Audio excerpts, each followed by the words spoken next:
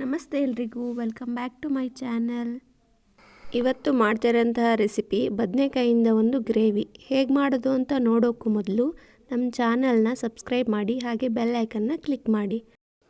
ಈಗ ಒಂದು ಮಿಕ್ಸಿ ಜಾರ್ಗೆ ಅರ್ಧ ಕಪ್ ಆಗೋಷ್ಟು ತೆಂಗಿನಕಾಯಿ, ಹಾಗೆಯೇ ಅರ್ಧ ಕಪ್ಪು ಕಡಲೆ, ಸ್ವಲ್ಪ ಕೊತ್ತಂಬರಿ ಸೊಪ್ಪು ಮತ್ತು ಸ್ವಲ್ಪ ಕರಿಬೇವು ಸೊಪ್ಪು. ನೆಕ್ಸ್ಟ್ ಇಲ್ಲಿ ಅರ್ಧ ಇಂಚಷ್ಟು ಚಕ್ಕೆ, ಹಾಗೆಯೇ 2 ಪೀಸ್ ಈರುಳ್ಳಿನ ಹಾಕ್ಕೊಂಡು ಗ್ರೈಂಡ್ ಮಾಡ್ಕೋಬೇಕು. ನಂತರ ಕಟ್ ಮಾಡ್ಕೊಂಡಿರೋ ಬದನೆಕಾಯಿನ ಬಿಸಿ ನೀರಿಗೆ ಹಾಕ್ಕೊಂಡು ಚೆನ್ನಾಗಿ ಬೇಯಿಸಿ ನೀರು ಮತ್ತು ಬದನೆಕಾಯಿನ ಸಪ್ರೇಟ್ ಮಾಡಿ ಇಟ್ಕೋಬೇಕು. ನೆಕ್ಸ್ಟು ಅದೇ ಪಾತ್ರೆಗೆ 2 ಸ್ಪೂನಷ್ಟು ಆಯಿಲ್ ಹಾಕೋತಾ ಇದ್ದೀನಿ. ಆಯಿಲ್ ಸ್ವಲ್ಪ ಕಾದ ನಂತರ 1 ಸ್ಪೂನಷ್ಟು ಸಾಸಿವೆ, ಹಾಗೆಯೇ 1 ಸ್ಪೂನಷ್ಟು ಜೀರಿಗೆನ ಹಾಕೋತಾ ಇದ್ದೀನಿ. ನೆಕ್ಸ್ಟ್ ಇಲ್ಲಿ ಒಂದು 2 ಸ್ಪೂನಷ್ಟು ಕಡಲೆಬೇಳೆ, ಹಾಗೆಯೇ ಒಂದು 4 ಎಸಳಷ್ಟು ಬೆಳ್ಳುಳ್ಳಿನ ಹಾಕ್ಕೊಂಡು ಫ್ರೈ ಮಾಡ್ಕೋಬೇಕು.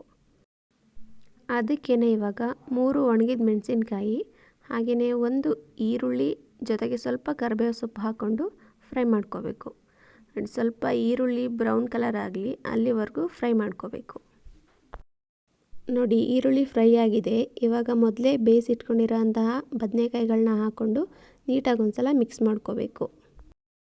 ಒಂದು ಸಣ್ಣ ನಿಂಬೆಹಣ್ಣು ಗಾತ್ರದಷ್ಟು ಹುಣಸೆ ಹಣ್ಣಿಗೆ ಸ್ವಲ್ಪ ನೀರು ಹಾಕಿ ನೆನೆಸಿದ್ದೆ, ಆ ರಸನ ಹಾಕ್ಕೊಳ್ತಾ ಇದ್ದೀನಿ. ಹಾಕಿ ಚೆನ್ನಾಗಿ ಒಂದು ಸಲ ಮಿಕ್ಸ್ ಮಾಡಿಬಿಟ್ಟು ಇದನ್ನು ನೀಟಾಗಿ ಕುದಿಯೋಕ್ಕೆ ಬಿಡಬೇಕು. ನೋಡಿ, ಕುದಿಯೋಕ್ಕೆ ಸ್ಟಾರ್ಟ್ ಆಗಿದೆ. ಈಗ 2 ಸ್ಪೂನಷ್ಟು ಸಾಂಬಾರು ಪುಡಿನ ಸೇರಿಸ್ಕೊಳ್ತಾ ಇದ್ದೀನಿ. ಸೇರಿಸ್ಕೊಂಡು ಚೆನ್ನಾಗಿ ಒಂದು ಸಲ ಮಿಕ್ಸ್ ಮಾಡಿ ರುಚಿಗೆ ತಕ್ಕಷ್ಟು ಉಪ್ಪನ್ನ ಹಾಕೋತಾ ಇದ್ದೀನಿ. ನೋಡಿ, ಉಪ್ಪು ಹಾಕಿದ್ಮೇಲೆ ಒಂದು ಸಲ ನೀಟಾಗಿ ಮಿಕ್ಸ್ ಮಾಡ್ಕೋಬೇಕು.